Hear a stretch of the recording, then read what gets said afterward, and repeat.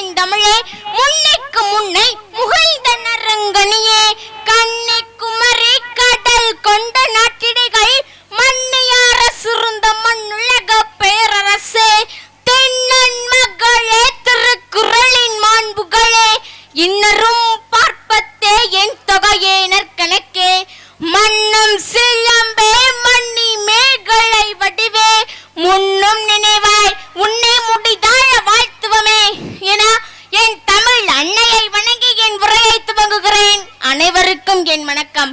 நான் புத்தக சிறகுகள் என்னும் தலைப்பில் ஒரு புத்தகமாகவே உங்களிடம் பேச வந்துள்ளேன். என் பெயர் புத்தகம். உங்களின் அன்றாட பணிகளை ஒதுக்கி வைத்துவிட்டு சில மணித்துளிகள் நான் பேசுவதை காது கொடுத்து கேளுங்களேன். மனிதர்களே, நீங்கள் இந்த மண்ணில் என்றைக்கு பிறந்தீர்களோ அன்றே இறப்பு என்பது உறுதியாகிவிடும். ஆனால் இந்த மண்ணில் இறப்பு என்ற ஒன்றே இல்லாத படைப்பு நான் மட்டும்தான். தலைமுறைகளை கடந்து உங்களை தகுதிப்படுத்தும் ஆற்றல் எனக்கு உண்டு. காலத்தால் அழியாத காவியம் நான். ஜாதி சமயம் எனக்கு தெரியாது.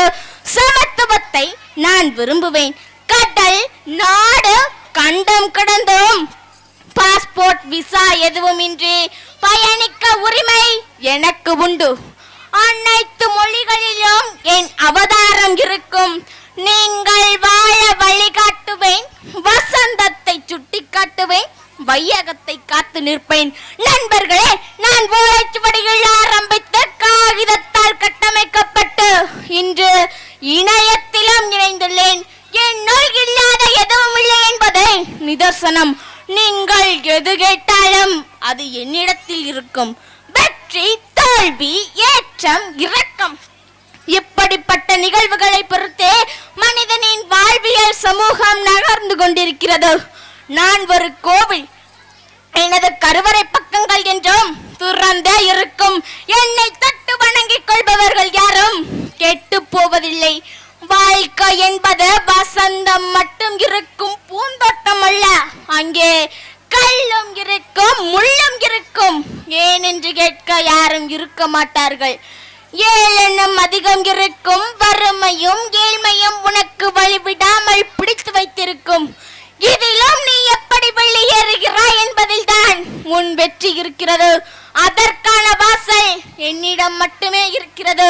ஒரு முறை, ஒரே ஒரு முறை என் கருவறை வாசலை வந்து பார். உனக்குள் ஓர் வழிவட்டம் தோன்றும். தொட்டனை தூறும் மணற்கேணி மாந்தர்க்கு கற்றனை தூறும் அறிவு என்று என்னை வாழ்த்தி மறைந்தார் வான் புகழ் கொண்ட வள்ளுவர். ஆம் நண்பர்களே, என்னை வாசித்து பாருங்கள். உங்களுக்கு அறிவை அள்ளி கொடுப்பேன். இலக்கிய மேதை ஷேக்ஸ்பியர் பிறந்த தினத்தை உலக பெயர் தாங்கிய புத்தக தினமாக யுனெஸ்கோவால் அங்கீகரிக்கப்பட்டு சிக்மண்ட் பிராய்ட் என்ற உளவியல் அறிஞர் உடலுக்கு எப்படி உடற்பயிற்சியோ அதுபோல மனதிற்கு பயிற்சி புத்தக வாசிப்பு என்று உலகிற்கே எடுத்து சொல்லி சென்றிருக்கிறார். கரையான் அரித்து தின்னும் காகிதம் அல்ல நான். உங்கள் கனவுகளையும் ஆசைகளையும் நிறைவேற்றி தரும் கலங்கரை விளக்கம் என்பதை மறந்து விடாதீர்கள். உங்களை உலகிற்கே எடுத்து காட்டி உச்சத்தை தொட வைப்பேன். தோழனாக இருந்து தோள் கொடுத்து உங்களை தாங்கி பிடித்து தலை நிமிர்ந்து வாழ வைப்பேன். தலை குனிந்து வாசியுங்கள். உங்களை தலை நிமிர்ந்து வாழ வைப்பேன். முச்சங்கம் வளர்த்த மொழி, தேனினும் இனிய மொழி, உயிருடன் கலந்த மொழி, செம்மொழி என மகுடம் சூடிய என் தாய்மொழியாம் செந்தமிழில் என் உரையை முடிவு செய்கிறேன். நன்றி, வணக்கம்.